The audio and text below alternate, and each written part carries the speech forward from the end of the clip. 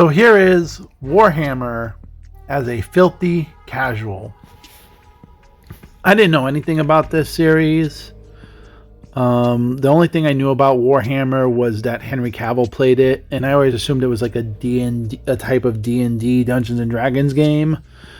So I use GameFly to do a lot of these reviews, so I tend to get games a few months or weeks after they come out, and I don't review everything I play. But this is the most fun game I've played this year. It's a nice complete package, and it's a fun experience.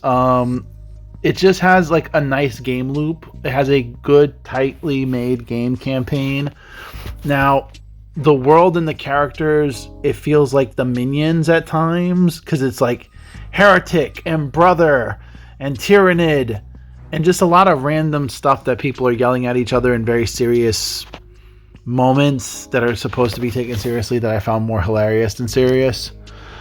But it was fun to play. It's enjoyable. It's a good game loop. It's interesting to play a character that's a tank, essentially. You're this slow but very powerful person. A lot of games, there's a lot of speed and a lot of combat. With this, it's more purposeful. Every strike, every landing, everything kind of is a little bit more of a chess piece. Now, I played at a lower difficulty, which will probably get me sent to heresy or as a heretic. But I enjoyed the power fantasy aspect of this game the most. I liked the weapons that I was playing with. I liked the enemies. I liked the set pieces.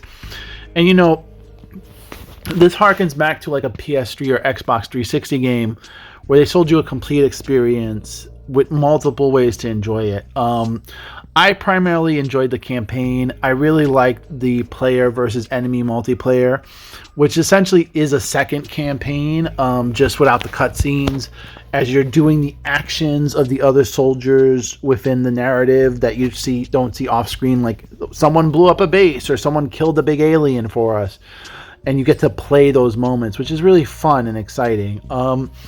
I would say this, I didn't really enjoy the player versus player part. It's one of those games where you can feel that people are deeply entrenched in it, and they've been playing for months and months. So, it's very hard to make headroom. And also the community is a little insular just from playing and interacting with a few people.